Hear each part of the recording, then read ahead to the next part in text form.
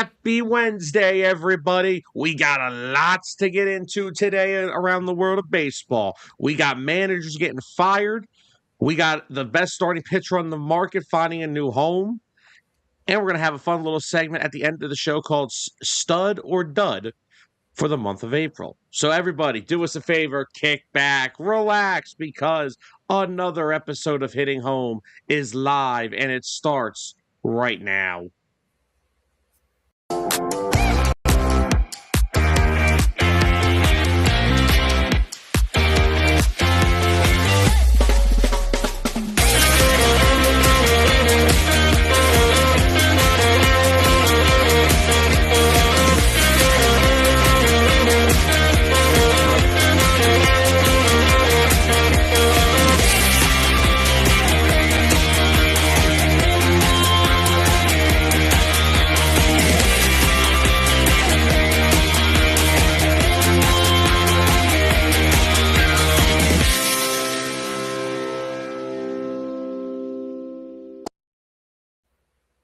Good morning, everyone, and welcome back into another edition of Hitting Home, only here on 609 Sports Talk Radio, coming to you guys live this morning with a whole bunch of stuff to talk about around Major League Baseball. As always, we are your hosts. He is the all-time Cubs fan, Mr. Dustin Reese. I am the depressed Phillies fan, known as Sam Nelson. Dustin, we are both enjoying baseball in a very, very different way. You are having a fun season. I am not. I mean, fun with the asterisks on it because, the injuries are not fun anymore. Like, I want to know what Chicago Cubs pissed on the baseball gods Cheerios for this bullshit. Yeah, I mean, the Cubs are playing well. The IL report's getting kind of ugly. We don't have an IL report anymore. We have an IL binder. Binder, you say? Dennis, good morning, brother. What's going on, man? Leave me and my hairline alone, please. I am a Philadelphia sports fan. Soon, this right here will be joined in the middle. The middle will go soon. I'm a Philadelphia sports fan. I'm already losing my mind. But look, we got a lot to get into this morning. We're going to have a little fun segment toward the end of the show. We're going to talk Lucas Giolito, all that good stuff. But the top topic of the show, two big manager firings within the past, 4 days? About that, yeah. We'll just say since Friday. Alex Cora fired in Boston. Rob Thompson fired in Philadelphia. Don Mattingly and Chad Tracy are taking over those teams. Donnie Baseball's in Philly. Chad Tracy, of course. That's going to be happening over there in Boston. We'll start off with my neck of the woods here. Dennis, stop cursing the Flyers, okay?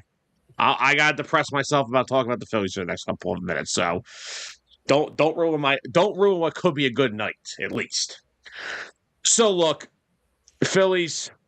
We're gonna go off before last night. Start off the year 9-19. Not a good start. Team looks old. Not playing well in any aspect of the game. They're not hitting well. They're not pitching well. They're not playing well defensively. They don't run the bases well. They still don't do that after last night, Trey Turner. But anyway, Rob Thompson, before the debacle, which was the first 28 games of 2026. Let's not forget the good. Leaves Philly with a 355 and 270 career record. Second highest managerial winning percentage in Phillies history. Made the World Series in 2022. 3 consecutive 90-win seasons dating back from 2023. And, of course, back-to-back National League championships in 2024, 2025. And, ironically, really rejuvenated a team that needed it. Back when Joe Girardi got fired. And Dustin, I want an outsider's point of view first. I'll give mine. What are your thoughts on Rob Thompson getting fired? Is that really going to fix this, whatever this debacle's been so far? I mean, I'm not surprised he got fired because I think we kind of talked about a little bit last week that he was probably going to go at some point. You cannot blame him for the roster construction. Like, the roster is old, it looks slow, and it just kind of looks like they just don't fit well together anymore. That you cannot put on him. That you got to put on Dave Dabrowski. But when the Phillies when the Phillies aren't when the Phillies aren't doing anything well, they're not hitting well, they're not fielding well, they're not running the bases well, and more often than not, their pitching is not pitching well. That falls on the manager. Like, he needs to do something to get these guys to play better. And even with all the success that he's had, his name has been on the hot seat for a couple of years. Like, he's been successful, yes, but even going back to kind of last year, he was on the hot seat last year. Just the way they lost in the playoffs last year. A lot of people said he was on the hot seat after the season ended last year. They kept him around. Now he's gone, and Don Mattingly steps in. And honestly, I'm not going to be surprised if Don Mattingly becomes your permanent manager after this year if he wants to stick around after that, because Mattingly has a proven track record of success as a manager. Like, he had great success with the Dodgers when he was there, and then went to the Marlins for 5 years. And granted, the Marlins weren't a good team when he was there. The one thing he did with the Marlins was keep them competitive. They were at least winning like 74 to 76 games every year and staying competitive, which is a credit to what he's been able to do. But I mean, if Alex Cora is available, do the Phillies try to go after Alex Cora? Because Dombrowski is very good friends with Alex Cora. Does he try to bring Cora Well, there? Bob Nightingale reported yesterday that Dombrowski, and this was confirmed by Jim Salisbury on the Phillies broadcast last night, Dombrowski reached out to Cora over the weekend. Yeah. And Cora And said he's not offered taking him, any. Yeah, and Cora said he's not taking any jobs this year. Like, he's taking the rest of the year off.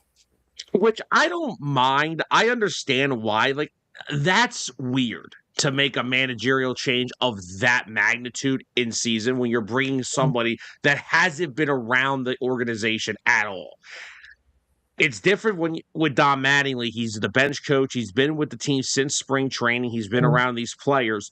I didn't think Cora being hired right off the rip and then just coming in and like changing everything in the middle of a season. I don't think that fits any baseball team for that matter, but especially a team like the Phillies. But no, and look, you're right. When you're not playing well in any aspect of the game, eventually someone's going to get fired. Unfortunately, I am holding on to my very, very stubborn self that I'm not blaming this as much. Like, don't get me wrong. I think sometimes when a manager, sometimes things get stale. You saw it with Charlie Manuel at the end of his tenure in Philly. You see it in the NFL with Andy Reid when he was in Philly.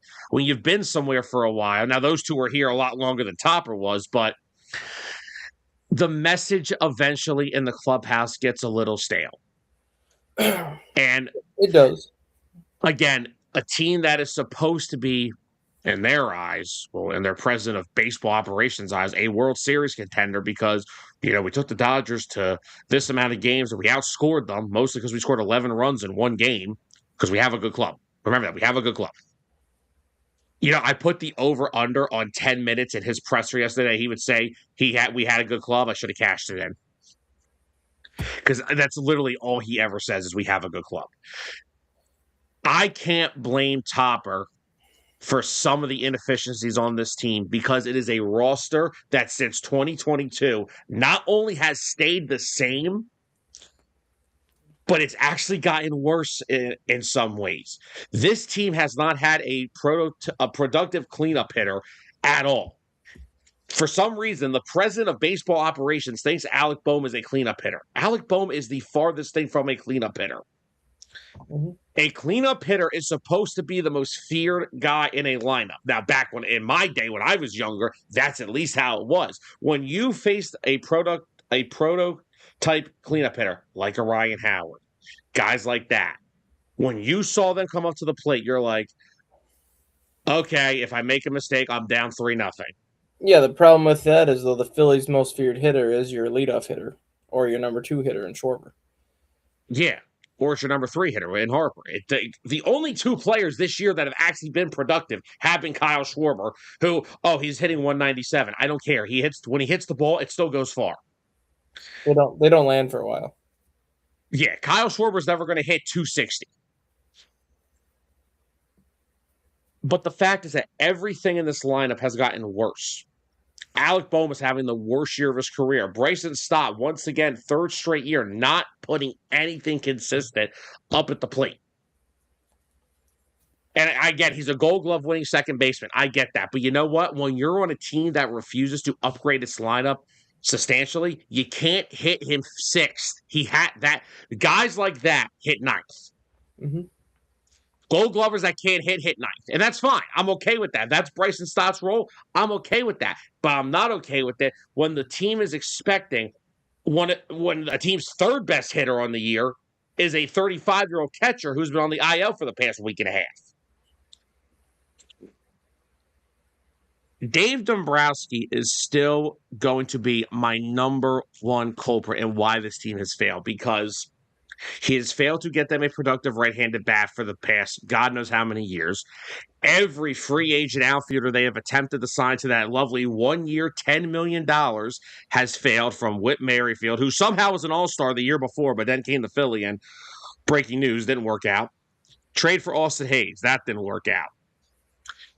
You signed Max Kepler. Dear God, PEDs couldn't even save him. I'm basically, I don't want to do it because he's had some better at bats, I feel, already than Max Kepler had all last year, but I'm probably going to end up adding Adolis Garcia to that list by the end of the season. And Harrison Bader. Now, Bader actually played decent for his time in.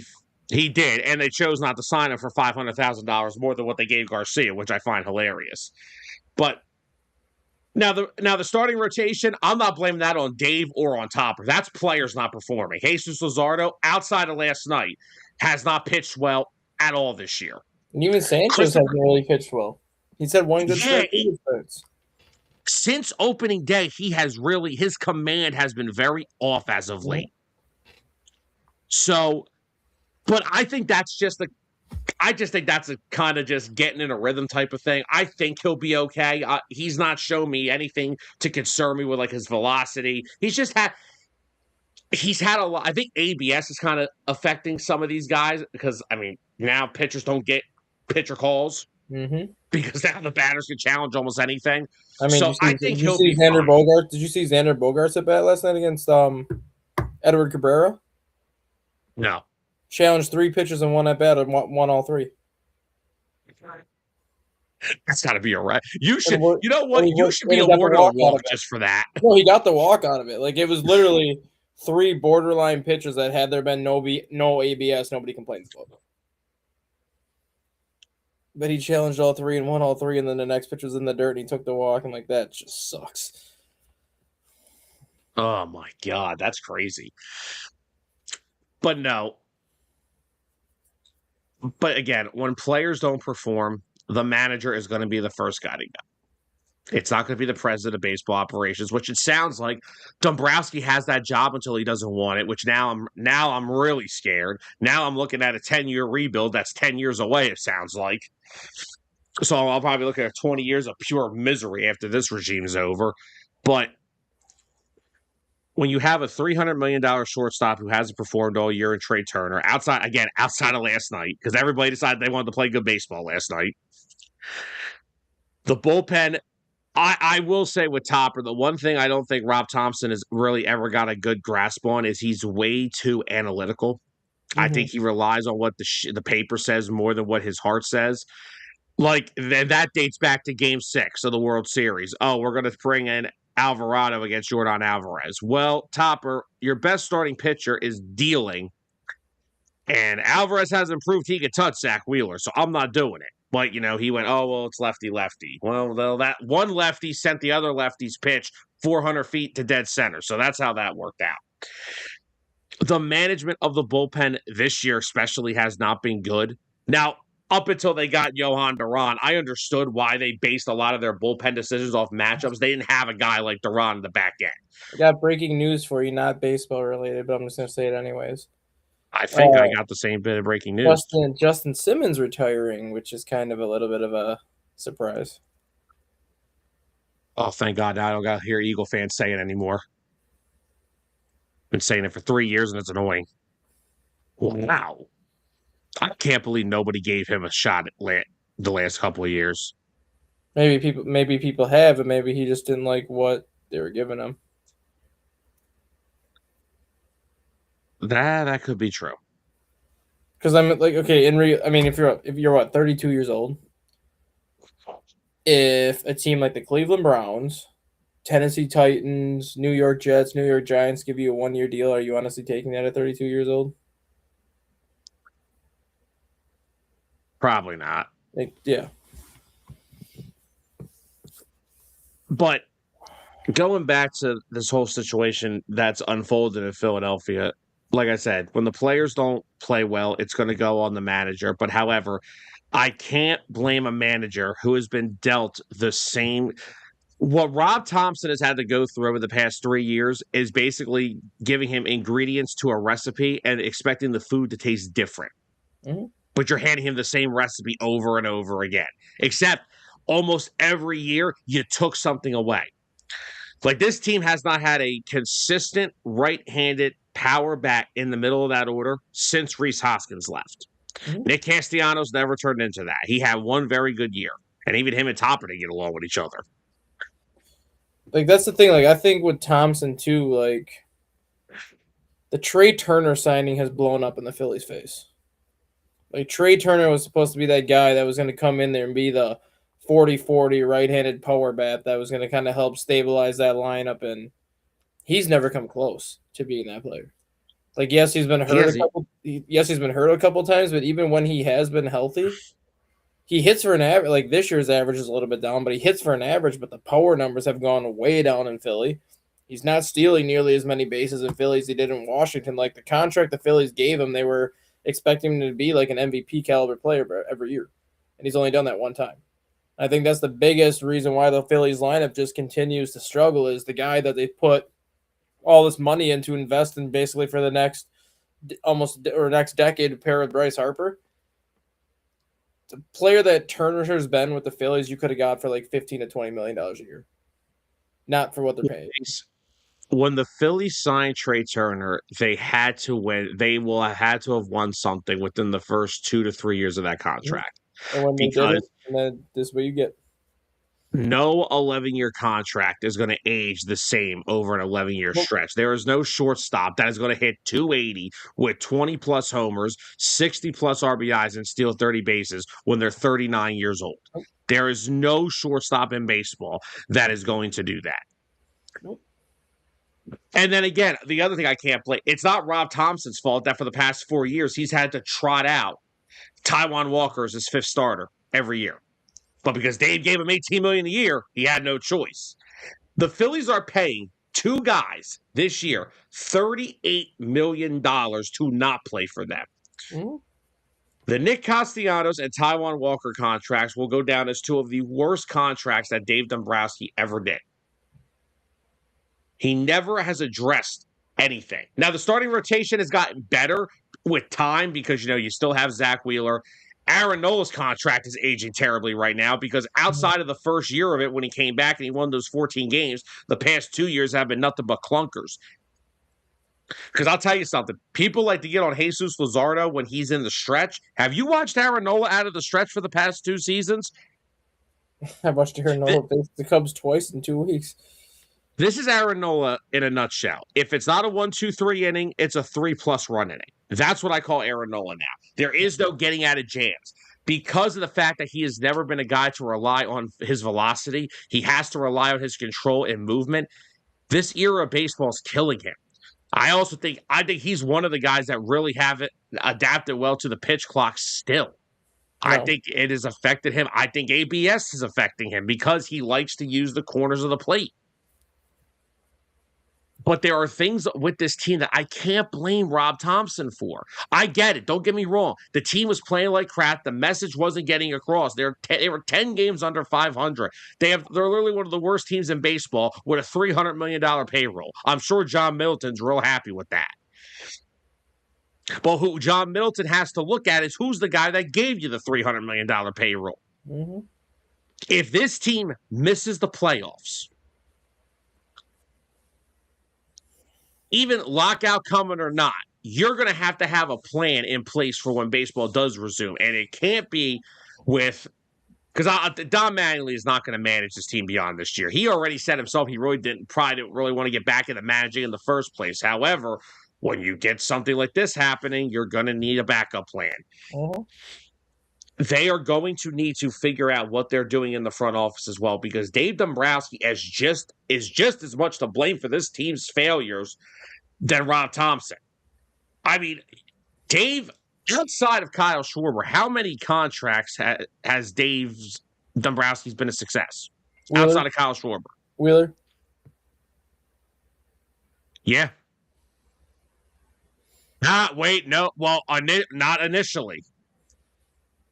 The Phillies signed Wheeler in the offseason of 2020. That was Matt Klentak still. But they brought him back, though. Okay, well, but that's common sense. So I'm not giving Dave credit for that. That was a risk, though, because you got to look at his age. Because when the Phillies brought him back, he was 34.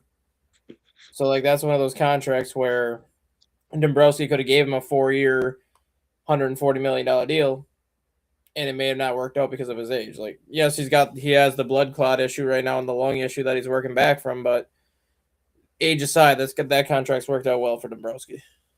And I'll say, you know what? I didn't get to watch it Saturday because I was in Philadelphia watching the Flyers lose Game 4 to the Penguins, but he looked okay. He got through 6. Command was a little iffy, had a few walks, which is uncharacteristic. But again, it's his first start back. And, I did say during the rehab starts, I noticed that the velo was a little down. I did say I think a lot of it had to do with the weird weather we've had in this area. We've had a lot of weird, high 40s, mid 50s, and a lot of wind chill type of stuff going on around here. However, he was touching that 96, almost 97 in Atlanta. So he looked good. And I can't wait to see him actually pitch in person at his next start, because I want to see how he looks, because he did okay in his first start back. And heck, that was the only game they've won in the past, 6? Right. But no, I can't. And like I said, I get it. I thought Topper was going to get fired after 2024, honestly, because as good as everything has been and as fun as this run that he has given the Phillies over the past 4+ years with the postseason every year, winning 90+, winning the NL East, every year it went from losing the World Series to then that choking away the NLCS to Arizona in 2023, which that was the team's best shot. There was another that was another bad manager decision, putting Craig Kimbrell in the 7th inning of a postseason game. Right. And now you've gone back-to-back years where you haven't gotten out of the National League Division Series, and you lost to the Mets and the Dodgers. But remember, you outscored the Dodgers, so it was a good series. You have a good club. But this is a team that is just continuing to try to. And that's the thing I say about Dave Dombrowski. This is why I don't give him credit for re-signing Zach Wheeler, because Zach Wheeler was already here and established. Dave Dombrowski has lived his legacy in Philly off of 2 big contracts. Zach Wheeler initially and Bryce Harper, who neither of them were signed by Dave Dombrowski. That was Matt Klentak, who I helped run out of town. And now I feel like the idiot. Right. Because because that regime, they were struggling with a lot of things. First of all, they thought Gabe Kapler was going to be a good manager. I don't know where they got that idea from. It's called pulling straws and hoping something works. And then they really were struggling finding starting pitching. They could not find a starter. It was Zach Wheeler and Aaron Nola, and then here are your next 3 starters: Zach Eflin, Nick Pivetta, who now is a great pitcher, and Vince Velasquez, who I believe I just saw. Was he in Major League Baseball again? Yeah, he pitched with the Cubs the other day. Good Lord, I can't believe he's still in baseball. But that is what got them fired. They wanted to bring somebody in. They felt like the guys before the guy. And then they thought they found the guys. Dave comes over in 2021. They bring Girardi in. Then Girardi flops, and that becomes a roller coaster. Then Topper comes in. Now, again, Topper's another guy that I will say feels like the guy before the guy. Now, however, I don't think Don Mattingly is the guy because, again, this team's going to have to do a whole lot of things before they get back to being a World Series contender right now. Can we just get around 500? They got a good stretch of games here for Don Mattingly. They have like a bunch of teams under 500. If they are the team that they still proclaim that Dave Dombrowski thinks, they will get back on track and hopefully get around 500 by the middle to the end of May. The season is not determined in May. We know this. Right. There's a lot of baseball to play still, and I'm not trying to sit here with the glasses half full, but I will say this. I get Rob Thompson need to be fired. I agree. I get it. The message was getting sour, and it was getting sour with the fans too. Right. Because the problem that we had, I think a lot of the issues with what I had with Topper was the lack of accountability for certain players. I agree. Like what cracks me up, right? Bryson Stott can't hit left-handed pitching some nights. So, okay, Topper automatically sits him every night. Brandon Marsh couldn't hit left-handed pitching for 3 years, so he would put guys like Weston Wilson in left field. Well, Weston Wilson's not a good hitter at all, so it doesn't matter. And again, I think a lot of this goes back to the old school days when we had Charlie Manuel, who was Mr. Accountability. Jimmy Rollins wouldn't leg out a pop-out. He'd sit for a game. Right. Heck, I think Charlie pulled him in the actual game itself. But meanwhile, here, Bryce Harper gets a base hit right up the middle. It's a clean single, and I'm watching him round first base, headed for second, and the second baseman, you know the scene in Major League when Willie Mays Hayes tries to steal the base and he slides in the dirt and he gets caught and just stops in the second base like, come on, that's Bryce Harper. Yeah, that's Bryce Harper. He literally will try to make a routine single, a double. It could cost you an inning because that could be a runner on that could start a rally and it ends the inning. That stuff you should get benched for. Trey Turner last night tries to go first to third on a ground ball in the infield. What's the one rule in baseball you don't do, Dustin? You don't make the first or third out at third base. Nope. That's a benchable offense. Brandon Marsh the Phillies are trying to execute a hit and run about 2 weeks ago, and the ball gets popped up at second base. Brandon Marsh is standing at second base. He is not retreating. And I think that is the accountability aspect that Philly fans didn't like with Topper. He didn't hold certain. And now, look, the one thing I'll say about Topper is how much he loved his players. Like, even yesterday, he held a media availability after being fired, when guys don't have to do that. No, they don't. And he sat there and he answered all their questions, and he was very professional. And he even, he told every media member, he's like, oh, you guys have always been fair with me. I've tried to be fair with you. Topper is a good person. He was a good manager. I don't think he'll ever manage again because, to be fair, I don't even know if Topper wants to really manage this long. Remember, he was kind of contemplating retirement before taking over for Girardi. Yeah. So, and I believe the Phillies said that they're probably going to offer him some type of a role in the organization. Topper already said he would be thrilled to accept it after, take a little breather from what's happened. But Topper was a good person. He is a good players manager, though. He loves his players, and he always has their back. And I get that. But there are some times where I don't care if you're making $300,000 or $300 million. If you're doing things that are hurting the baseball team, accountability has to be shown. Trey, you made the last out of third base. Come out. You're done for the day. Bryce, you hit a ground ball to shortstop and you're running the second base. You're sitting for the rest of the night. Right. Like, there's just little things that send a message to a clubhouse. And now I'm just, like I said, I get Topper being fired. I'm still not in agreement that he was the biggest issue. The players have not played well. They're not living up to their contracts. Trey Turner especially. Adolis Garcia hasn't played well. Alec Bohm in a contract year is playing absolutely terrible. Bryson Stott still is not. Bryson Stott at one point was hitting 700 at spring training. Well, where'd that swing come from spring training? Can someone go down to Clearwater and find it for me? Right. Because I heard all year, he's not dropping his back hip anymore. He's not dropping down to a knee on the swing. Should have swung the same way still. What I am the only thing I really wish would have also came out to this was, man, I wish he would have took Kevin Long with him.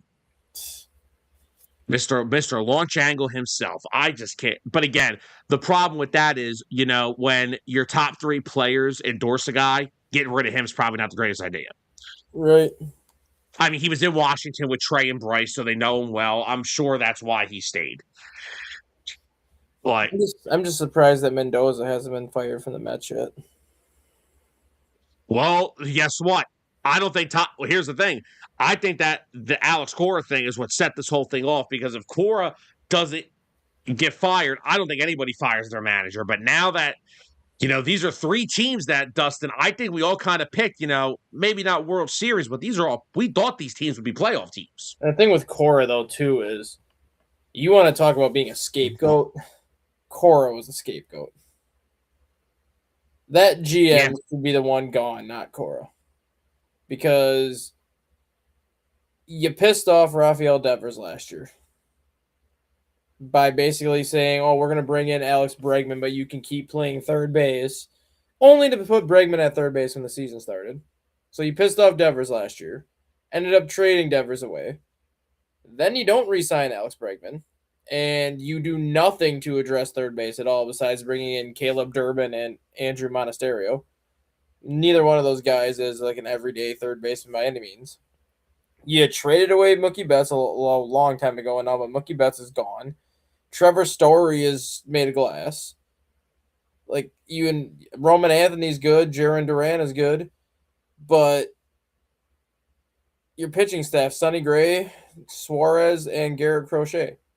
But outside of that, like, they have not done anything to help this team win, like, and be sustainable winning long term. Cora's held that team together for 8 or 9 years now, however long he's been there. He had a couple really down seasons, but for the most part, he's held that team together to the point where they're always battling for a wild card spot up until that final week of the season. He should not be the one getting fired, because the GM in Boston right now has really done a horrible job rounding out a roster for him.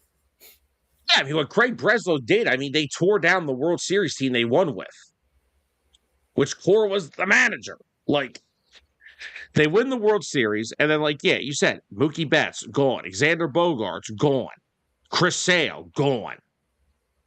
Imagine if they kept Chris Sale in that rotation, and they still had Chris Sale on with Crochet and all these guys. But no, and the Red Sox, even last year, they are a young baseball team. Like you just brought it, their most talented player is probably Roman Anthony. He's 21, 22 years old. Mm-hmm. Like we said, you screwed the situation up with Rafael Devers. All right, you traded him off, you got money for him, and then you don't use the money to get any type of offensive production. You lowballed Alex Bregman after he came in, and all you had to do was see it last year, how productive he was for that Red Sox lineup. You saw it when he was on the IL for that month with the quad injury, how much they missed him. Then he came back and the team started hitting again. You lowballed Bregman, so he goes to Chicago. And then again, the only bat that you bring in is Wilson Contreras, who, by the way, hasn't been awful, but that's not a needle mover.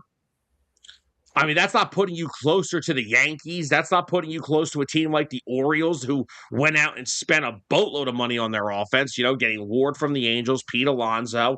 You didn't do any of those things. And again, Cora's managing a bunch of kids who are going to probably be around for a while, like Anthony and, Rafaela. Like, they're good young players, but they don't have any type of veteran bats in that lineup that make an impact that's going to put you in a position to compete. And like we said, the rotation, we actually like those moves, having Garrett Crochet there, getting Ranger Suarez, getting Sonny Gray. Those all worked.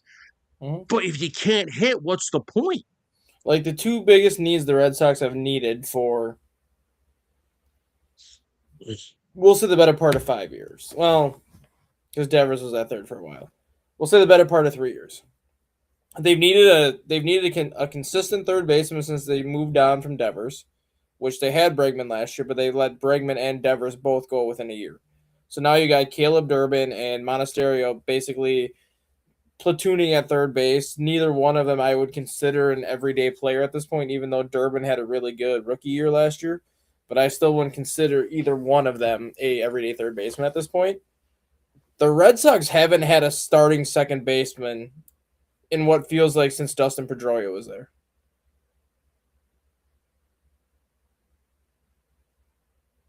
They've been talking with the Cubs the last 2 off seasons about Nico Hoerner and Matt Shaw. They've been trying to trade for Nico Hoerner and Matt Shaw basically to give them an everyday second baseman. And not only have they not been able to get a trade done, obviously, because both of those players are still in Chicago, they haven't gone out and gotten anybody to play second base. They haven't even tried. They've been trying to get Shaw and Hoerner for 2.5 years. Cubs keep saying no, so instead of, doing something or talking to somebody else to make a trade, they just kind of are like, okay, I guess we just won't get anybody for second base. Like, they have not had a second baseman for 5 years. They haven't had a consistent third baseman, obviously, since Devers left. Like, those are the 2 biggest needs this team has, and they haven't done anything to address it. So, of course, the Red Sox are going to struggle when 2 of your big offensive production positions are not doing anything to fill. I think what their vision was to have Christian Campbell be their second baseman, but he's not even on the roster right now. No, he's not. I mean, he only played in 67 games last year. He hit 223. Mm-hmm. So, yeah, they haven't done a very good job of putting together a lineup. And the thing that cracks me up is they've got 5 starting caliber outfielders. Mm-hmm. In Yoshida, Rafaela, Jarren Duran, Roman Anthony, and Wilyer Abreu. How on earth are you not flipping at least one of those guys to try to fix your infield issue? You can't play all 5 of them. No, but I mean, if I'm Boston, like Rafaela and who's the one you said before Rafaela? Abreu? Or Yoshida? Yeah. Abreu's got too much pop. I'd say probably Rafaela and Yoshida would be the 2 that I'm shopping. Even though they spent a crap ton of money getting Yoshida to go there, those would be the 2 that I'm shopping just because Wilyer Abreu's got too much pop to move on, because then you're hurting a lineup that doesn't have a ton of pop right now by getting rid of one of your better power hitters. I would think personally the 2 that I would look at for them to be moving would not be Rafaela. I would think it would be Yoshida and Jarren Duran, only because as good as Duran is, but then you've got an outfield that literally is 3 left-handed hitters. You have an all left-handed hitting lineup, and plus Rafael is probably the best one that you could plug in center field.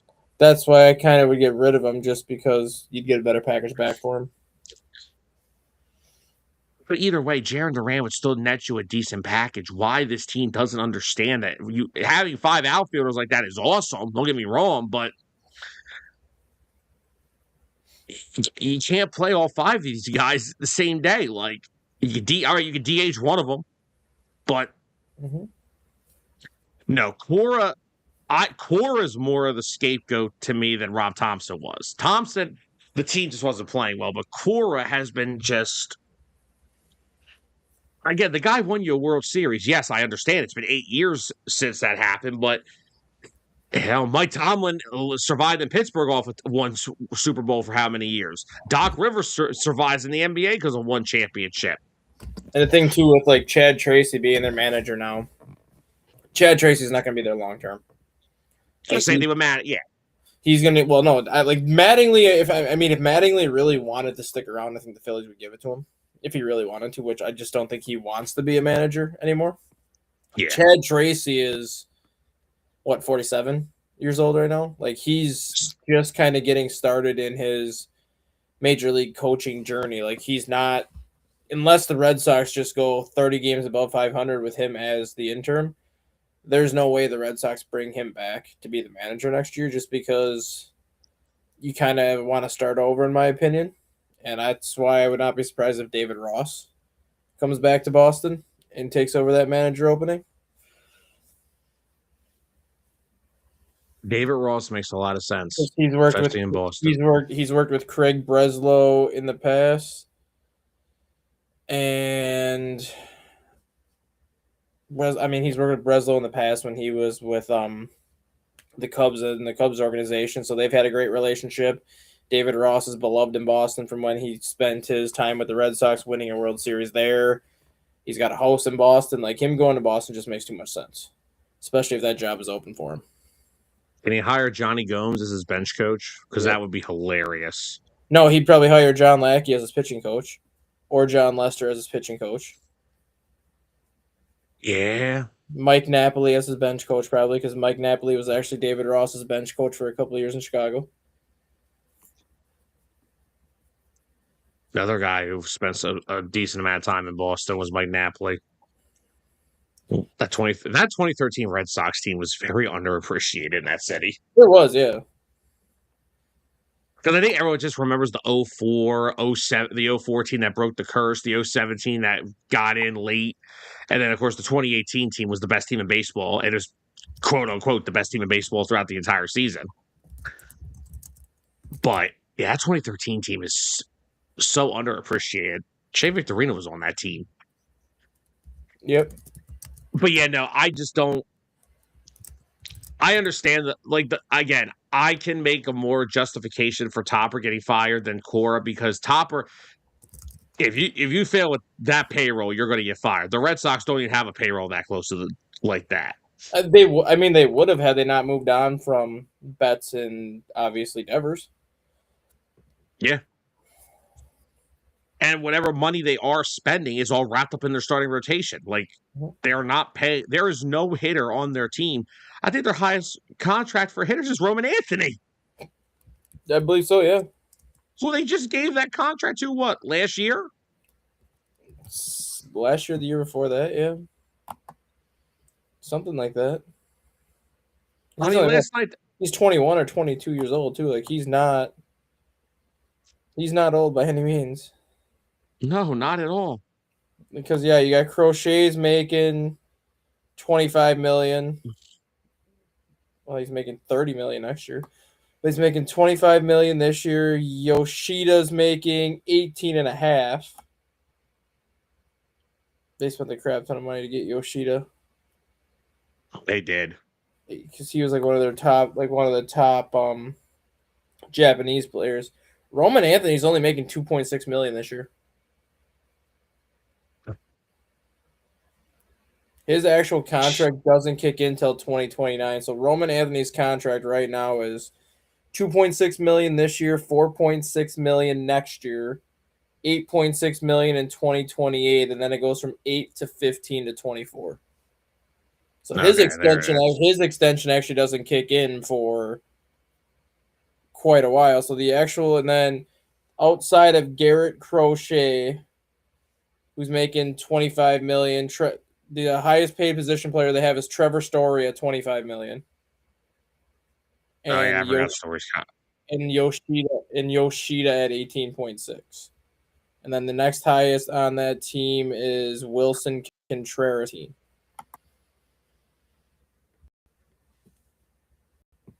Again, say this is my point. They have one position player over $20 million, and that's Trevor Story. Exactly. Sonny Gray's the highest paid player on that team at 34. Oh my God, is he making that much money? Holy crap! Mm-hmm. 34. Suarez is at 26, and Crochet's at 25. Now let's go into. Let's say now he brought David Ross up for the Red Sox. Quick question before we do that. Over under how many games Mendoza lasts in New York from this point forward? Let's see. I'm setting the over under at 30 more games for Mendoza. Yeah, I could see that. I mean, hey, they won last night, which basically gets you through the end of May. Yeah, I could see something like that. because even if he plays 500 baseball the next 30 games, or we'll even say 70. If you go 17 and 13 in 30 games, and that 30 games is basically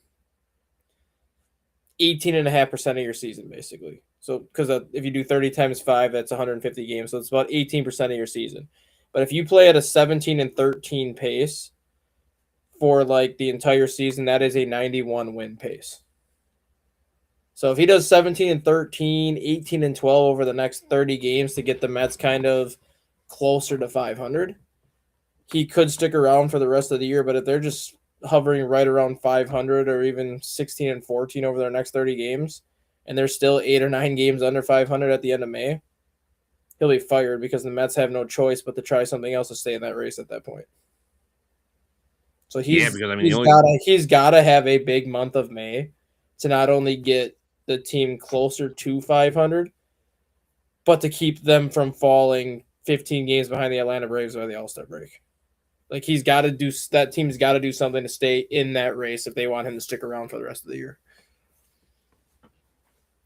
Yeah, because you're looking at a NL East that the Braves are running away with it right now. But if teams get hot, it could be interesting at least by the midpoint to the All-Star break.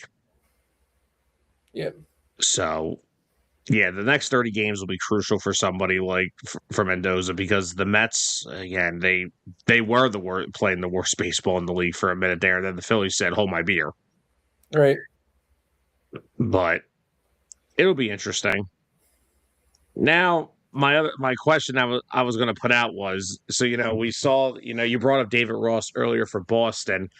What is the likelihood, because of how everything happened over the weekend, what is the percentage you would put on it that Alex Cora will be the next manager in Philadelphia? Probably whenever we have baseball next year, whenever. 90%. Yeah, I don't even think honestly, that's... I'm not in Philadelphia's front office, so I'm not gonna say that I know anything about this. I have a feeling Dombrowski and Cora met more so to discuss financials and more so to be like, what do you want for money? This is what I'm willing to give you. Like, basically, Dombrowski would be like, what do you want for money? I'm willing to give you 5 years for whatever you want for money. Like, I'm willing to bet they're already discussing financials and already discussing contract terms. And Cora probably just said, I just want to take the rest of the year off. But I have a feeling they're going to be talking probably throughout the rest of the year just on contractual structure and terms. Yeah, because like I said, I know that the report came out that they talked to Cora about the manager opening before offering it to Mattingly, and again, to bring a guy in like that who's completely outside of the organization, who would probably want to bring in some other maybe of his own coaching staff, and just the way that he hasn't been around the team, the players, I just would have found that to be a very awkward fit for not only the Phillies but for Cora too. Walking in blind and taking over a team that's 10 games under 500, I don't see how that would have been a good fit for either side. I'm not going to say 100% because obviously there's going to be other managers that get fired either mid-season or at the end of the year. So you know that any managerial opening, Cora's probably going to interview for.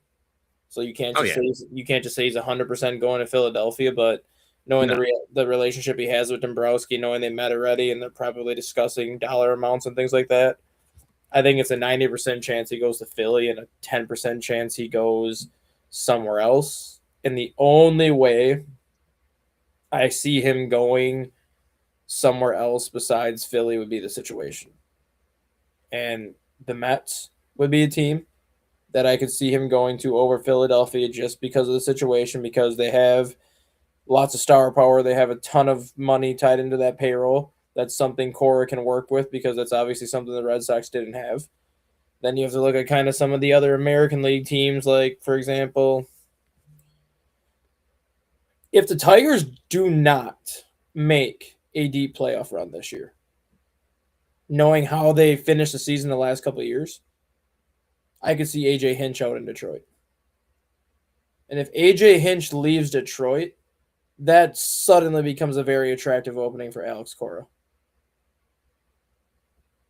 Because you look at the young talent that Detroit has there, all the pitching they have, and there's a very good chance that if Cora were to take the Detroit job, that Scooble sticks around. Yeah. That's why I can't say there's a 100% guarantee that he goes to Philly because it all depends on who gets fired and just the situations. But I'd say if he doesn't go to Philly, the Mets would be probably my next favorite landing spot for him just because of the money and the stars that they have there. But then I would put Detroit on that list also, just depending on how they finish the season if they decide to keep Hinch or not. Now, I got a weird one here. I mean, they're 11-19 this year so far. I know he was the bench coach when all that iffy stuff happened. What about Houston?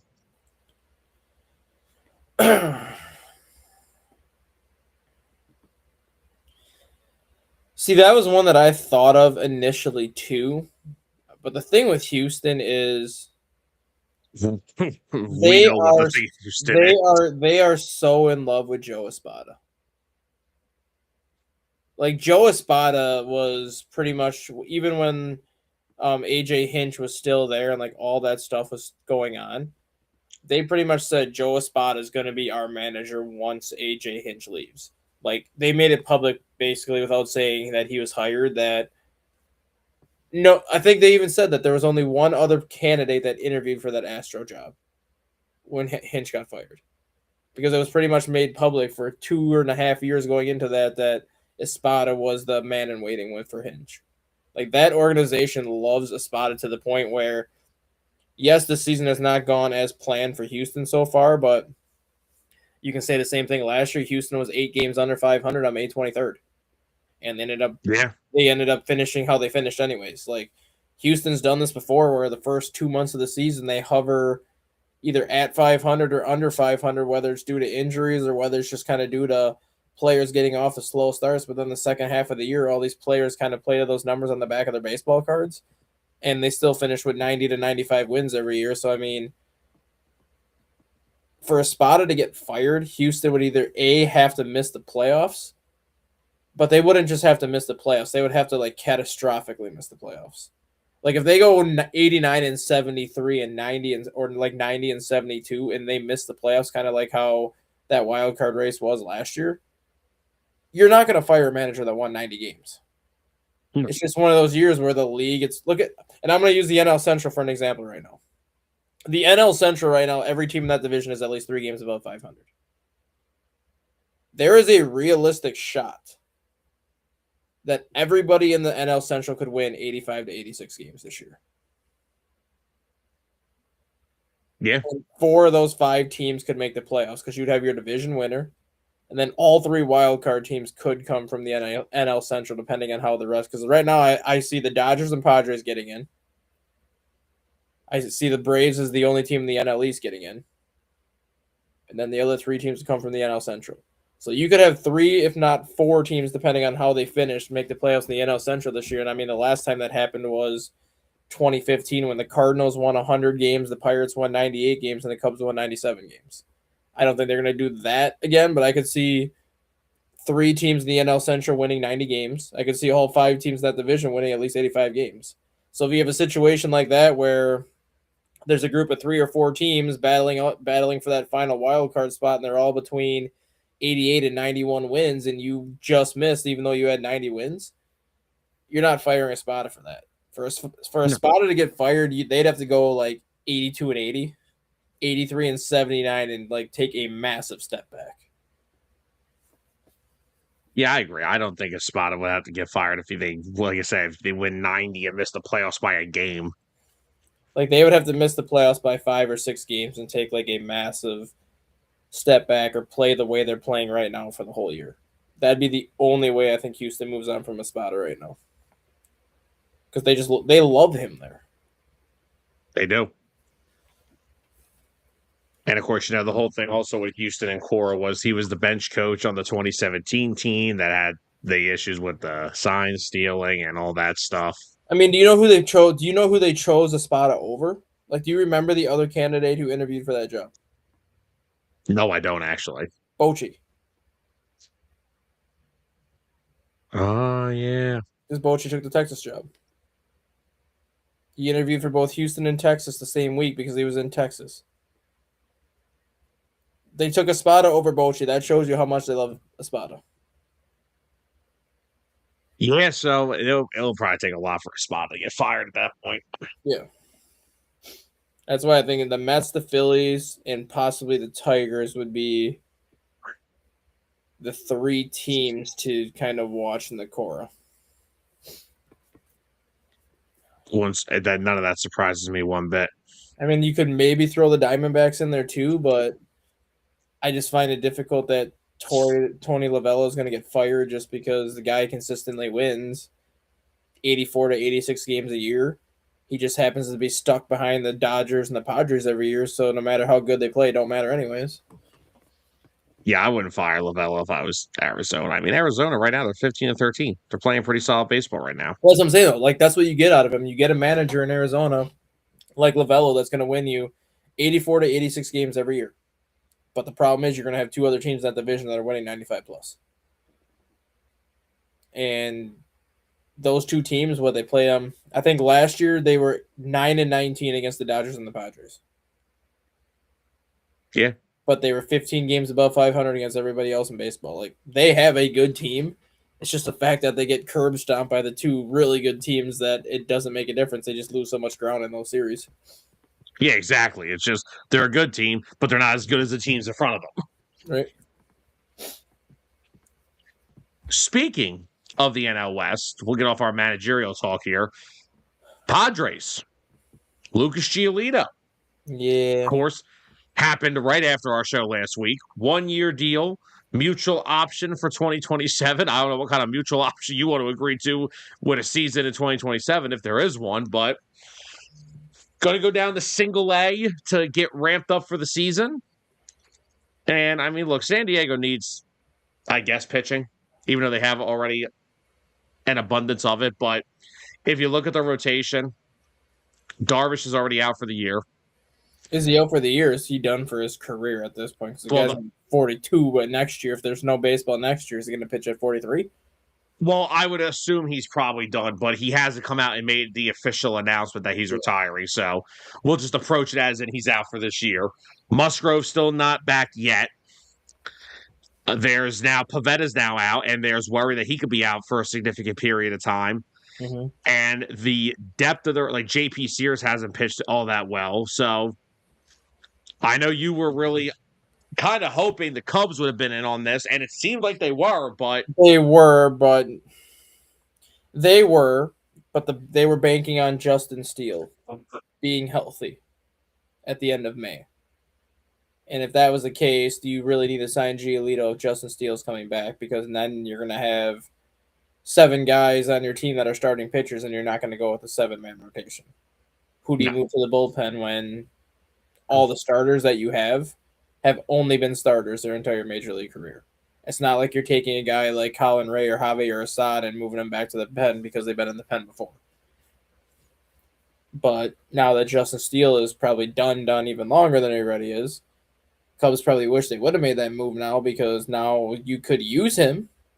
But even then, that was the biggest difference, I think, between him choosing 2 reasons. He's from California, so going to San Diego makes a ton of sense. But the biggest difference, too, is he's got to go through like a kind of a ramped up spring training where he's going to get 4 minor league rehab starts. He'll probably get 1 in every level, or he'll get 1 in low, or he'll get 1 in A ball, 1 in double A, and then he'll probably get 2 in triple A. Like he'll probably have to go through like a step process like that. But had Justin Steele been healthy enough to come back, they would have been getting to the majors at about the same time. Like Justin Steele was scheduled to come back on right around Memorial Day.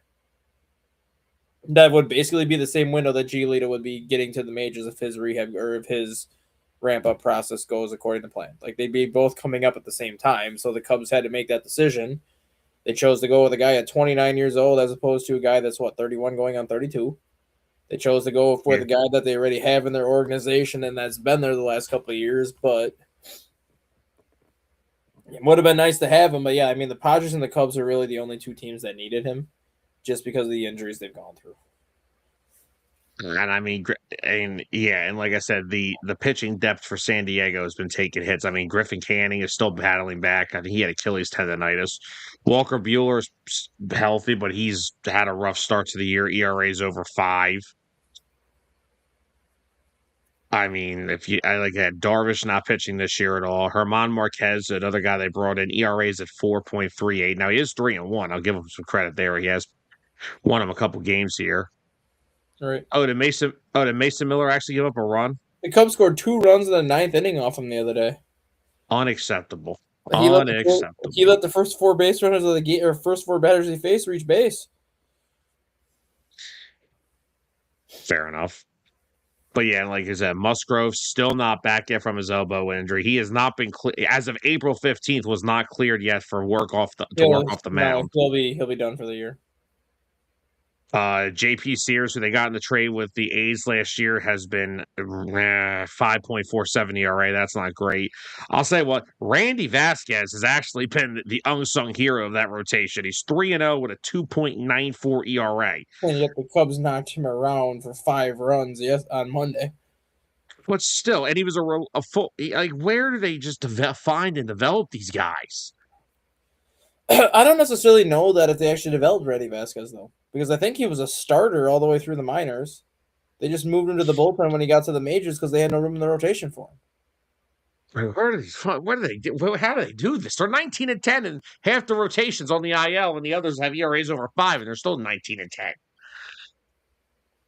And then again, I brought up earlier, there's the concern with Nick Pivetta, who has the forearm injury. So, yeah, going out and getting Giolito, and hopefully you get the guy you saw in Boston last year. You know, the guy that gave you 140 plus innings and can eat up a bunch of innings, so your bullpen doesn't get overworked, because they have some of their relief pitchers that are banged up too. But I think their hope is when they do get him, and he gets ramped up and he gets back on a major league mound, that they'll get the same Giolito that ate up 140 plus innings last year for the Red Sox. And your hope is this year, hopefully he can give you that 125 to 140. I'm not going to say 140 because I mean he's not going to be ready till about sometime in May. But you're hoping he gives you that 120, 125 innings that he can eat up for you. And you know, it's not like he was just eating innings last year in Boston and not being productive with it. I mean, he won 10 games last year. Yeah, and that was after a slow start too. I think they said after the All-Star break he was like 8-2 with like a 3.31. He finished. I mean, actually lower than that because his ERA for the year was like a 3.41. But I think after the All-Star break he was like 8-2, and it's like the guy can pitch when he's healthy, but that's always been his biggest issue too, is health. Yeah. That's right. Maybe they'll go after Trevor Bauer next. I mean, Trevor Bauer threw a no-hitter over the weekend, so why not give him a shot? That's why I segued right to that, because I was like, hey, what about Trevor Bauer throwing? Not only did he have a good first start, let's throw a no-hitter in our next start. 14 innings and 2 starts, 2 walks, 14 strikeouts, so he's given up like 7 hits total and a no-hitter. Yeah. Not a bad start over there for where's he playing again? Long Island Ducks. There we go. I mean, obviously, like independent baseball, the competition level is not what Major League Baseball is, but the Atlantic League, which is the one that he plays in, is the highest level of independent baseball. Like they are the ones that have a lot of these 33 to 35-year-olds in that league that have been in the major leagues for 8 to 10 years that are just trying to make it back. So he's actually facing relatively decent competition because a lot of these guys have faced them before in the majors. Yeah. Still throws 95. I mean, it's not like he's lost too much on his heater. Not the way. I trust me. I've seen his videos. He has not lost much on that heater at all. And like he's making what $275 or $300,000 is what he's making right now with the Long Island Ducks. So like as a major league team, like even if you give the guy a minor league deal for $500,000, what do you have to lose? The guy's already in shape. He's not going to have to go down to the minors and go through a pitching warm up regimen just to get ready. Like you could sign him today and have him throw tomorrow. Like he's already on his 5-day rest, 5-day routine. He's already at 100%, like full go. Like signing him. That's right. He'll be a pod. If he does, he'll be a Padre by July. And they'll just put together this makeshift rotation and be dominant with it. Right. Do you honestly think Bauer gets another shot, or do you think he's? I think it's Because I really honestly, don't know.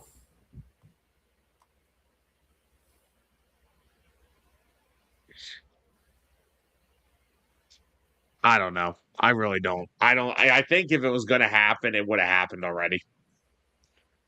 I'd say we're at the point now where like I just don't think it's going to happen.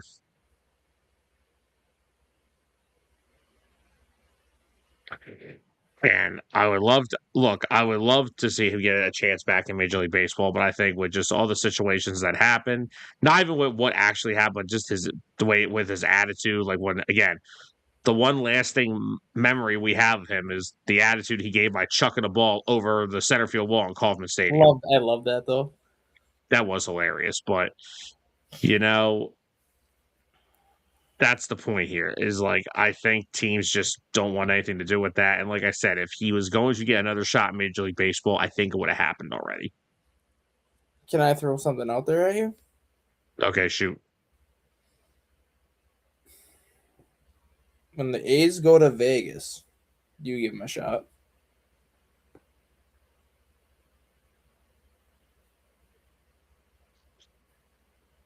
Hmm. Brings butts in the seats.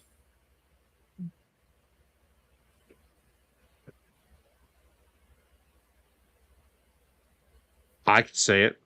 Or the other scenario too is depending on how long he wants to pitch, and he might be 35, but his arm is probably closer to 32, 33, knowing that he was out of baseball for a little bit. As an expansion team, do you bring him in?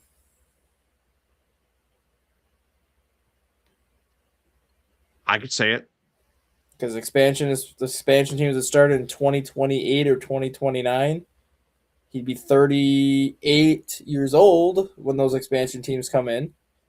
But his arm is Oh, not 30. His arm is not 38 though. His arm is probably closer to 35 because he had those couple of years off. Even on a 1 year deal. You got to remember, John Lackey signed a 2 year, $36 million contract with the Cubs in 2016 at 38 years old to be the Cubs' number 5 starter the year they won the World Series at 38 years old. yeah. At 38-year-old Bauer, he's not going to get that kind of money. But as an expansion team that's going to be trying to round out a pitching rotation, why not give Bauer 2 at 25? To be like, you're going to be our number 5 starter for Charlotte. You're going to be our number 5 starter here in Montreal. Like, just go out there and give us what you can for the next year and a half, 2 years. Yeah, exactly. I mean, again, it couldn't hurt. It could not hurt at all. Oh dear. George, let's not go back to last night. If you guys want to have a good laugh, go check out last night's episode of DA After Dark, where we were watching a comedy reel about baseball team names that possibly could be a thing. Oh dear. All right. So let's move into our little fun segment that we have for the show. We breezed through today. So we've decided that since the first month of the season is wrapping up, since it is April the 29th, we would do a little game called Stud or Dud. So basically, what we do here is we take 4 names of our top performers throughout the first month and on 4 names who have not performed well to start the season. And we would make it a little bit of a thing there for you guys to give off of. So, Dustin, I'll let you kick us off here. Where would you like to start? I'm going to go with the duds first. All right, we'll go with our duds. So let's start from number 4 all the way to number 1. Okay, we can do that. All right, so you want to go first? Or you want me to kick us off? So my number 4 dud so far is Eugenio Suarez. Now, granted, the Reds got him for a lot cheaper than what I think anyone thought he was going to get. Like I think a lot of people thought he was going to get 20 to 25 million per year, especially when you look at the homer production he's had the last 10 years. And instead he signs like what, a 2-year $30 million deal or something like that. So he's only getting 15 million a year. And had the Mariners known that, they would have jumped all over that. You're going to Cincinnati, which is a freaking bandbox where the guy probably should hit 30 home runs just in that park by himself. Like that park is perfect for him. And all he's done so far this year is hit a 231 with 3 homers, 11 RBIs, and now he's heading for an MRI on his oblique. So yeah, this first year in Cincinnati has definitely not gone according to plan for him, and the production he's given the Reds is something you could have got from a rookie at this point. Yeah, it's not a very good start over there for Mr. Suarez. All right. I'll start off with a dud as well. And my number 4 dud to start the year is, I'm probably cursing the Phillies tonight by doing this, is Rafael Devers, which means he'll hit 3 Barry Bond-like home runs tonight. You know, the Giants, if you remember those few off seasons in a row, it was really hard to find star talent that wanted to come to San Francisco. Yeah. And they got some solid players. You know, Matt Chapman, he's had a really good year. Willie Adames has been up and down, but Devers was the guy when they traded for him that they wanted to be the big middle of that order hitter to really put that lineup into focus. 211 to start, OPS under 6, slugging under 3, and I thought the on-base percentage was just bad, but when you have a 37 to 5 strikeout to walk ratio, Rafi, take some pitches, please. And the thing is, he used to be a guy that would walk 90 to 100 times in Boston. Yeah. And now, granted, I don't want to be too hard on him sometimes. He does play in a ballpark that is not really friendly to hitters, but still, man, like, get on base. 37 to 5 strikeout to walk ratio is like, that's bad. And not to mention, he's 24 for 114 this year and only 6 extra base hits. Mm-hmm. So that is not a good start for Rafael Devers. Mm-mm. All right, so let's move into our number 3 dud. Dustin, what do you got? I'm going Kodai Senga for my number 3 dud. Really? Because usually when he throws a good fastball down the middle, it's usually Kodai see ya. Yeah, exactly. Guy's 0-4 with a 9 ERA this year. Sorry, Brian. The Mets spent $85 million on Kodai Senga to be the ace of the staff. And his rookie year, he was the ace of the staff. Then he got hurt last year and has never recovered. The guy was not very good last year. I think his ERA was around a 6 last year. Comes into this year, and now he is 0-4 with a 9 ERA and can't get anybody out. This is just another one of those, I'm not going to say an overpay, because $15 million for him actually was not a bad contract, because he actually really was like the top free agent pitcher when he came stateside. So getting him for $15 million wasn't a bad price tag. But this is another one of those contracts that the Mets have given out in the recent years that has not worked in their favor. Yeah, definitely not a good start for Kodai Senga, who I really think they were banking on to help. I mean, stuff-wise, he could be the number 2 arm in that rotation, but I still have him as a number 3, just because Nolan McLean and Freddie Peralta are better than he is. Oh yeah, that's without a doubt. So I mean, even if he's your number 3, though, he's a hell of a number 3. He'd be the best number 3 in probably every staff minus the Dodgers staff. Probably. All right, so my number 3 dud, I'm going with a group here.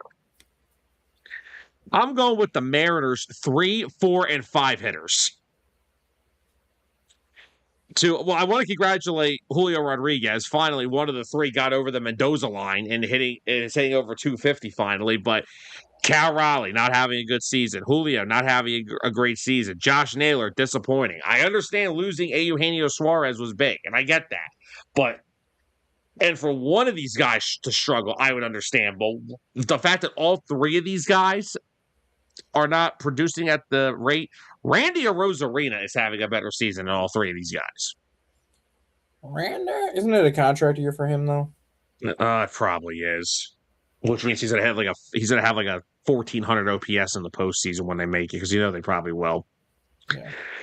But yeah, no, I just like they really need these three to be there to contribute, and it has not been a good start for them. It really hasn't. The one guy that was producing was Brendan Donovan, but he's on the IL with a groin injury. Mm-hmm.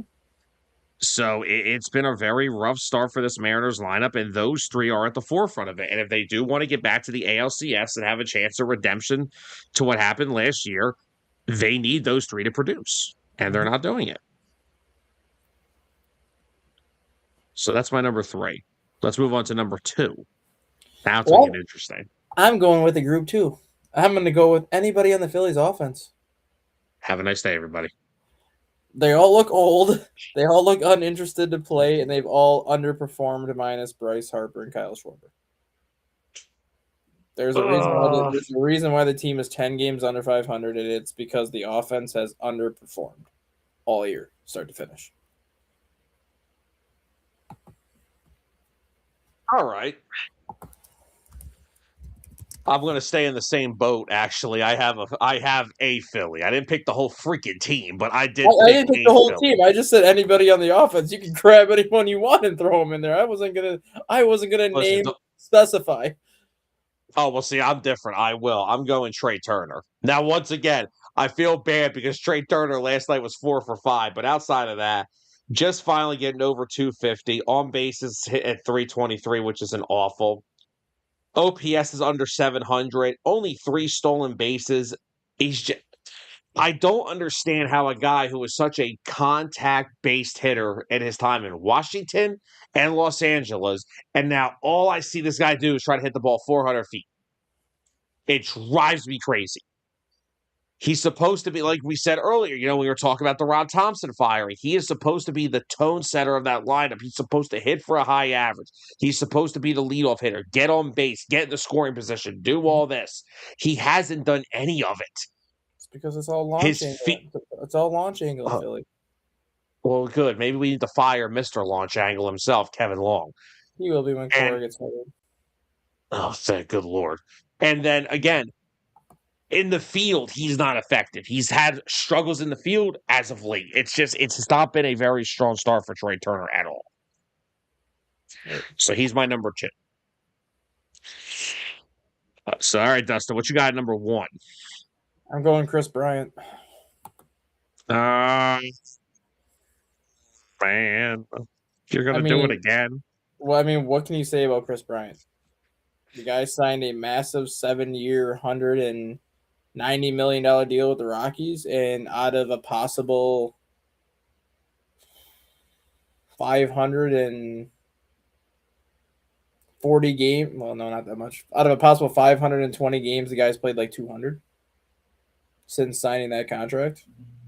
And there's a very high likelihood that he will never play again, because not only does he have a chronic back injury right now, he has a degenerative disc injury, which means it's not going to get any better regardless of the surgeries and procedures you have. So, this is one of those contracts like the Anthony Rendon contract, where it's going to go down as one of the worst contracts in history, just because you paid a guy that was on a Hall of Fame trajectory 5 years into his career, and then once the injury started, they didn't stop. Yeah, unfortunately, and I hate it because I love everything about Chris Bryant. Yes, he was a part of that World Series team, and he was a great player, but just the type of person he is too.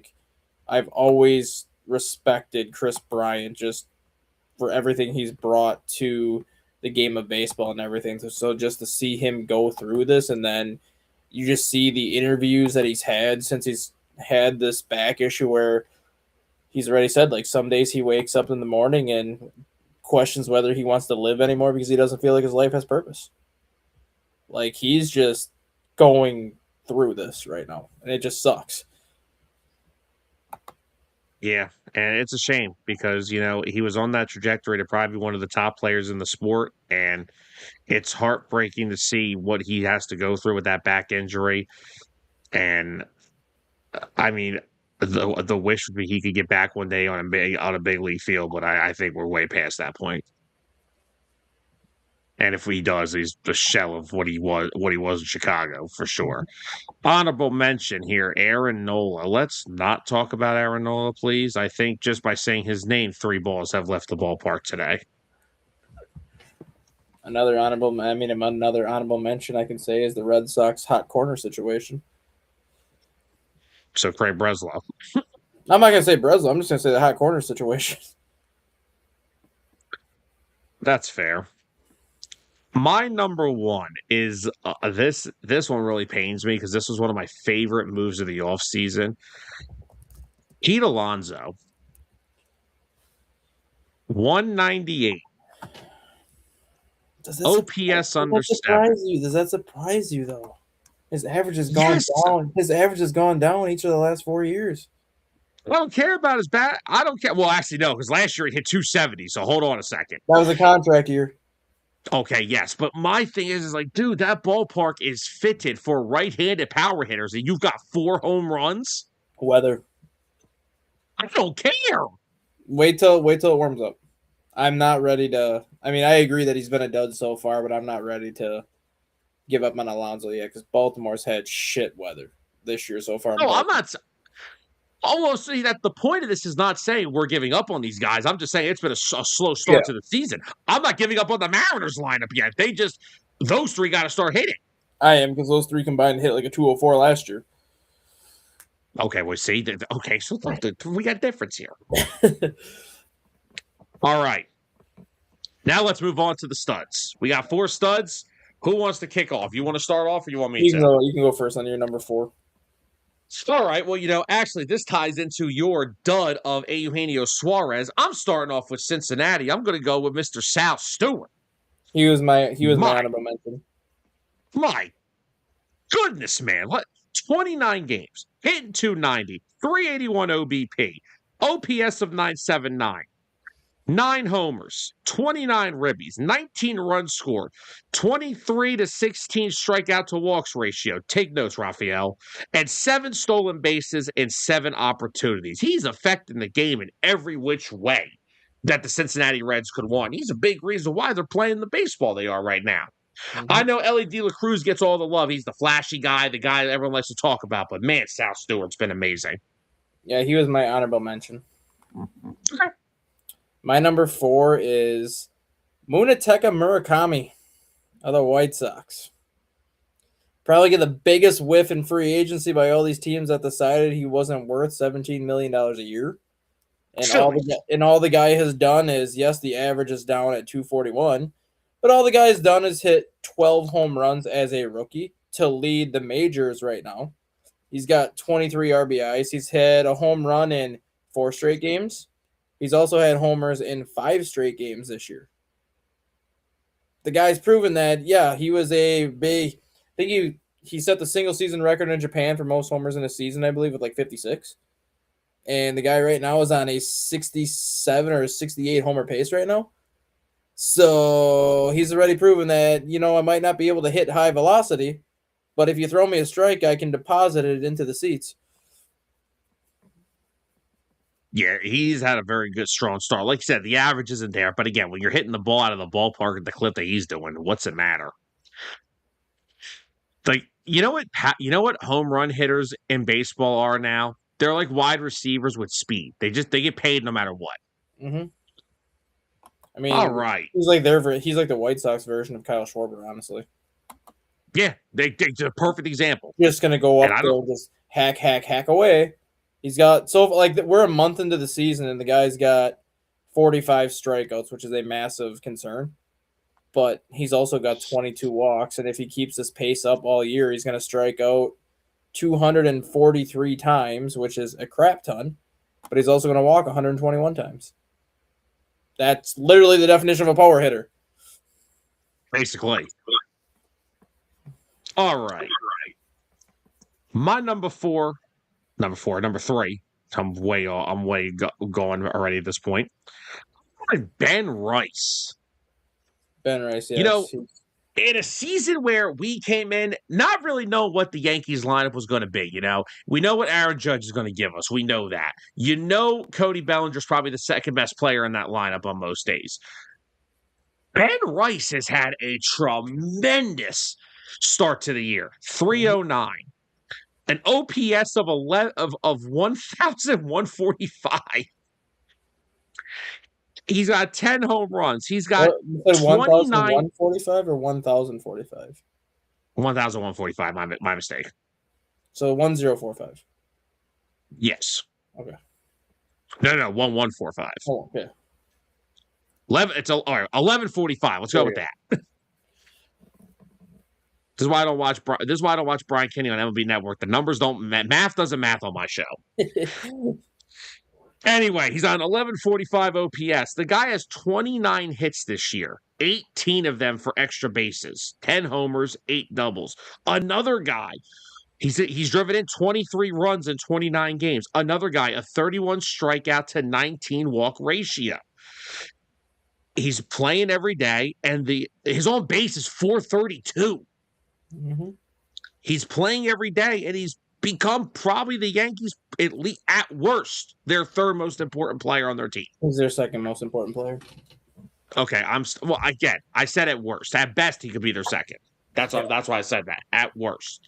Because you need to have guys in that lineup around Aaron Judge. And right now it's him, Rice, Bellinger, and I guess Jazz Chisholm. I guess. But yeah, Ben Rice is off to a hot start. I think we're coming up on one we have is the same.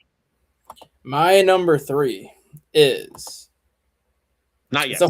It's a homer pick, and I don't care because he's been my pick to win the Rookie of the Year this year. But my number 3 is Moises, Mr. Mo Baller Ballesteros in Chicago. So he's listed as a DH, so he doesn't really have a position, but they have been putting him at catcher the last couple of days, which means he's going to start to get more consistent at-bats, and they're actually going to start letting him hit against lefties, which he wasn't doing at all to start the year. I think heading into the Dodgers series, he had a total of 2 at-bats against lefties this year. And now 3 games later, he's up to 8 at-bats against lefties, so they're letting him hit lefties more consistently. So far this year for Moises Ballesteros, he is hitting a 364 with a 1,086 OPS, 7 walks to 12 strikeouts. So the guy literally makes contact. He doesn't strike out. He takes walks when you need him to take walks, but he doesn't strike out. He's got 5 home runs, 16 RBIs. He hit a grand slam against the Padres on Monday night. Going back to last year, he played 20 games last year, 26 games last year. So in his 46 career major league games, Ballesteros is hitting a 333 with a 984 OPS, 7 homers, 27 RBIs, 20 walks to 24 strikeouts. And since he was benched for 3 games early in April because he struck out like 8 on, he had a rough series. I think it was against, I want to say it was against the Guardians where he struck out in 8 of his 9 at-bats. So literally almost all of his strikeouts came in one series. Since he's come back from that little mini 3-day breather, he is hitting a 487 with 4 home runs, 11 RBIs, a 1347 OPS with 5 walks and 1 strikeout.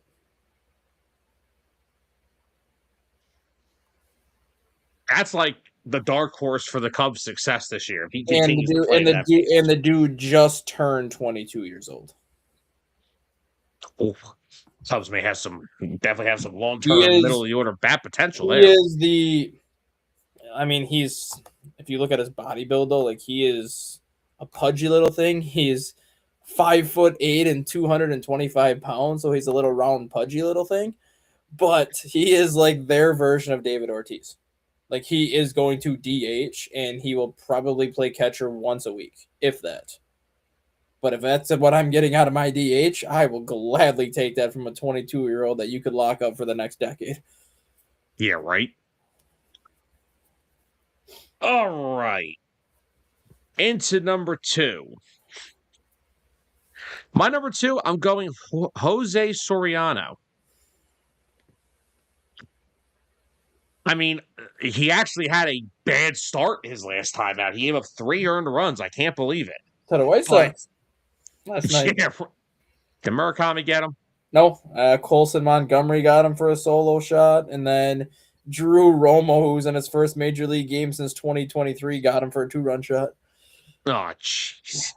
But even with that start last night, Soriano so far 7 games started, 5-1, a 0.84 ERA, a 0.94 WHIP, 49 strikeouts in 42 and 2/3 innings. He's allowed 4 earned runs in 42 innings, 3 of them in 1 game. And prior to those home runs that he gave up, his 1 ERA earned run. his ERA was a 0.24 before that first home run, which was the lowest ERA in MLB history over like the span of however many starts he's made since ERA became an actual stat.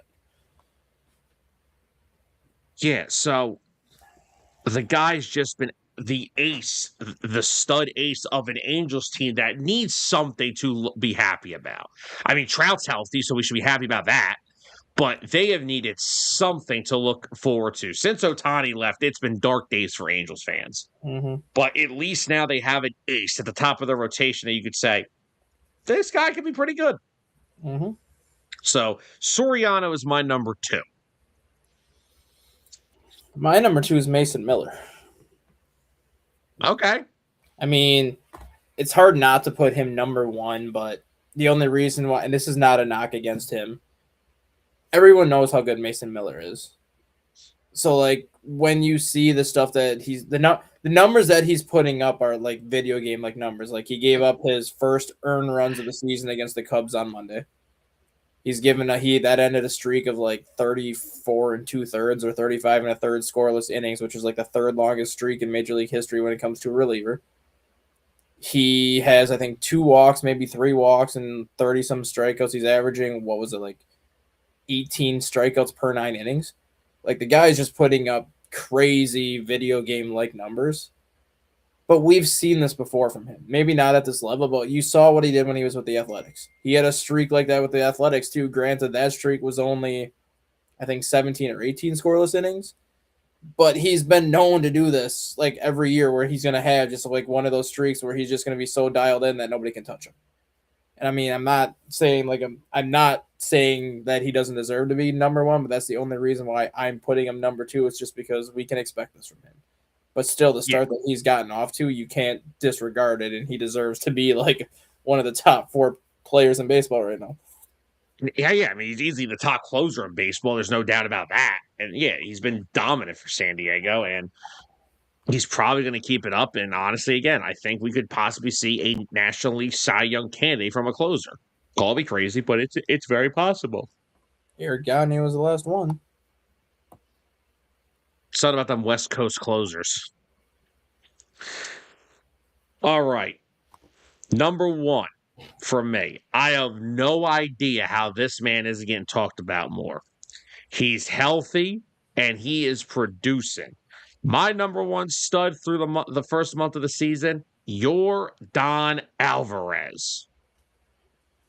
Yeah. You want to talk about video game type numbers in the first month of the season?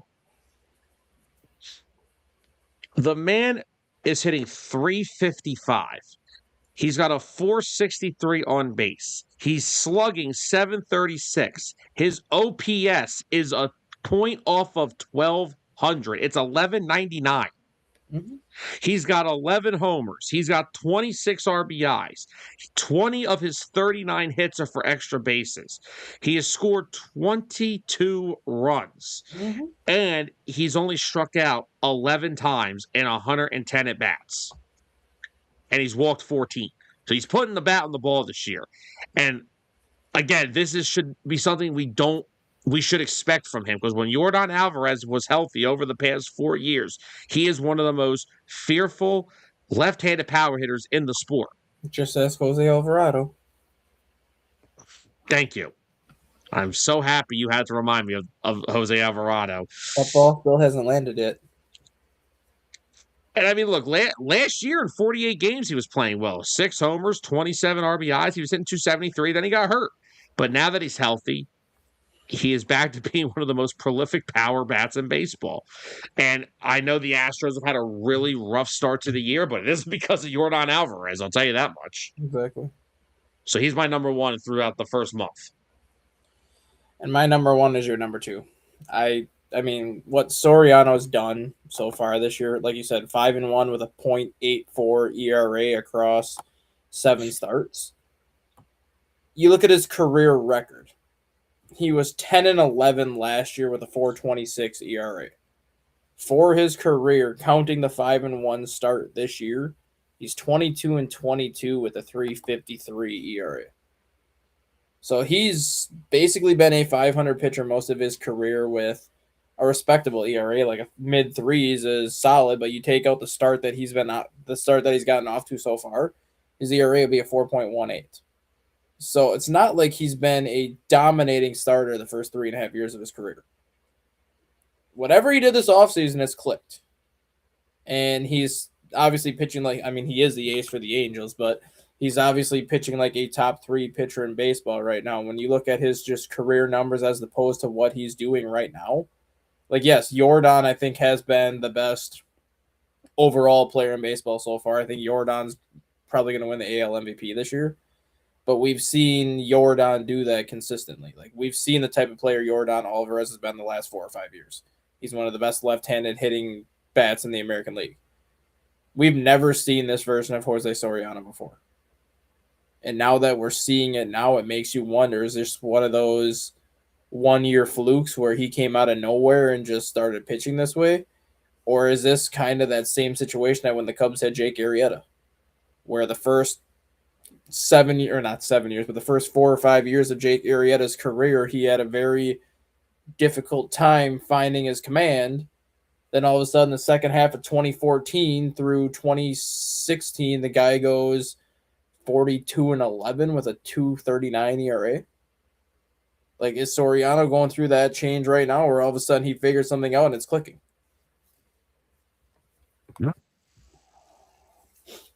Like I think with any of the top two we did, you could have went either way. It wouldn't have mattered. I mean, one guy's probably the favorite for the AL Cy Young currently. The other guy's the favorite for the AL MVP. So, I mean, I think you could have went either way with it. And I like the fact that we went different. And, like, you made a good point. You brought up that Soriano. We've never seen this version of him. And I think I brought the point up that it's good to see a player like Yordan Alvarez finally 100% healthy again. And because you see when he's healthy, what he is capable of. Yeah.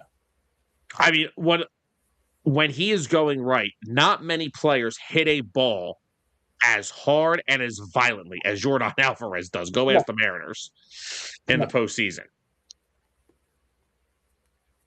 With that being said, Dustin, anything else we want to bring up today?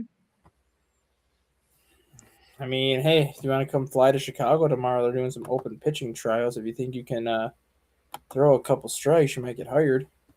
Let me just cut the UCL out of my elbow now so I don't need it to be reattached. Like, I really don't know what the Cubs are going to do at this point. They just claimed Doug Nikhazy off the waivers from the White Sox. Right now, in total, not counting the starting pitchers and not counting just the major league injuries in general, the Cubs have 26 pitchers on IL right now. And this is like counting their major league and minor league roster. They have 26 guys on the IL right now. 19 of those 26 pitchers are on the 40-man roster. Did Maton get activated recently? Maton got activated and gave up 4 runs in an inning. So I don't even know if he's ready to come back, but at this point, I don't think they have a choice. Sorry. You look at, so I'm going to pull their roster up for you right now. You look at who was in the Cubs bullpen the first game of the season. Obviously, the starting pitchers are different because we already know who's like hurt for the starting rotation, who's going to be out for like the whole year. But if you look at the bullpen from the beginning of the year, Ben Brown, who is kind of like that multi-inning guy that you're just going to throw out there whenever you need him to give you innings. Jacob Webb, whose ERA is like a 4.87, and Hobie Milner are the only 3 guys in that bullpen that have been there the whole year.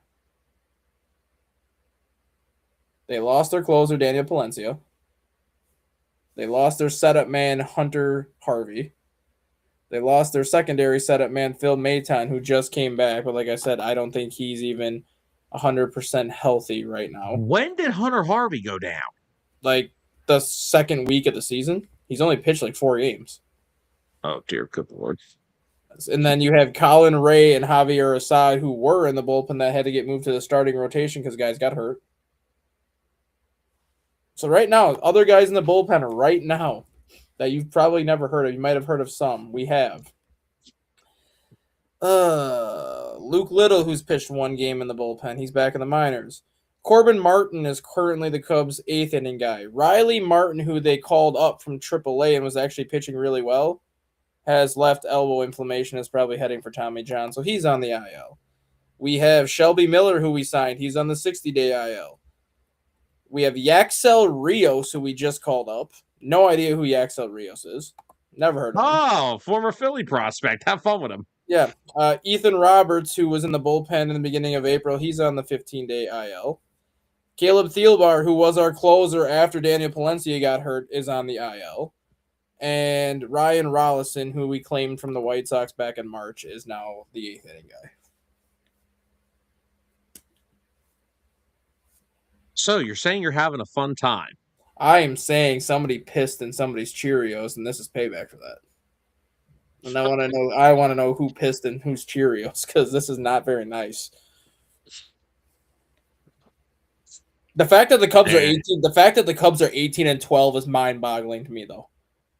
Like, how they even won 10 games in a row, knowing that they literally have a revolving door for whoever wants to show up to the ballpark right now. Like, right now, they probably don't even have, they probably have their 13 batters that they know are going to be there. They have their starting pitchers they know are going to be there. But they probably just have a revolving door in the clubhouse, and whatever 8 pitchers walk through the door that day, that's who's going in the bullpen that day. And if tomorrow has a couple new faces there, hey, those guys are joining the bullpen the next day. That is literally what I think is happening in the bullpen right now, is they just have the revolving turnstile in the clubhouse saying, first 8 guys that walk through are going in the bullpen today. And I want to give my ending words on. I want to at least give the Phillies some credit for responding to what happened yesterday, because, if you come out after your manager gets fired and you lose again, then it's really like, all right, what message did we even try to send here? But, when you fire your manager, I mean, you got to look yourself in the mirror. Like, you got to look yourself in the mirror and say, what can I do better now? Because of look what's happened. And the fact that, Luzardo came out last night and pitched a gem of a game. It was the first Phillies starter to get into through the 7th inning this year. It only took till freaking April the 28th. And, the guys out of the pen that did pitch, Meza, Kirkring pitched well. The bats woke up a little bit. Nobody tried to hit the ball 400 feet. Everyone just kind of kept the short swing. They just passed the baton. I'm on base, here you go. I get on base, here you go. They actually had some plate discipline. They walked a few times last night. And it's unfortunate that it had to come to the expense of Rob Thompson's job, but I'm not saying Mattingly's going to save this thing entirely. I think there's still a lot of very big issues on this baseball team, but it was nice to see, at least for a night, that they actually had a response into them and a pulse. And they actually came out and beat a Giants team, which they had a huge issue with out in San Francisco a few weeks ago. So we'll see how the rest of this, I think it's like a 15-game stretch with teams under 500, something like that. We'll see how I'm doing by this time next week. Hey, Yaxel Rios was throwing 2 innings for the Cubs, and he struck out 4. Hey, not bad.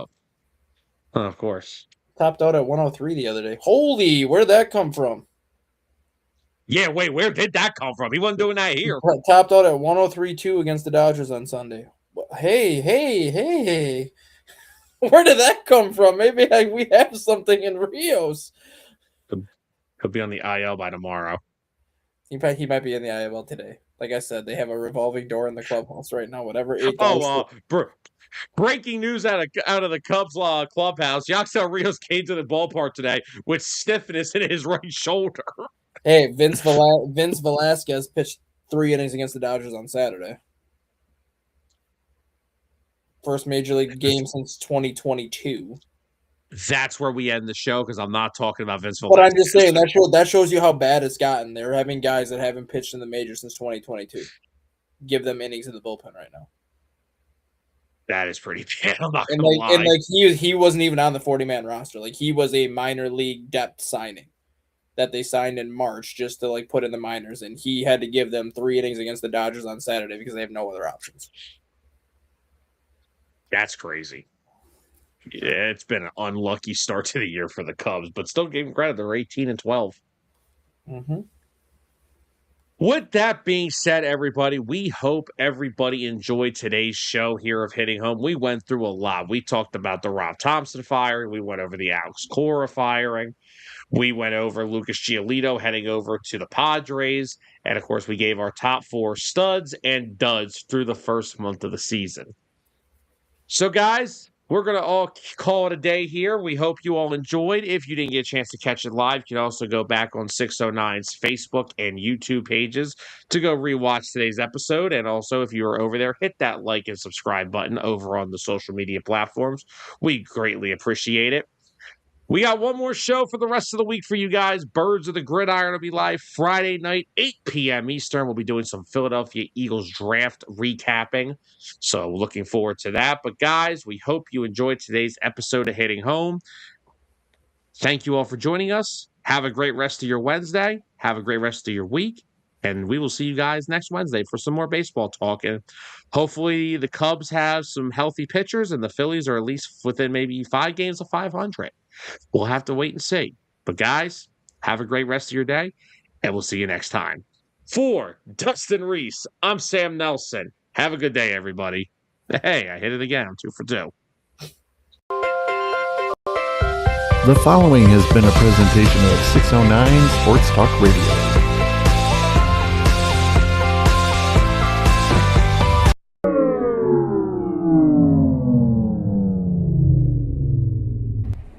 Sam, what did you do?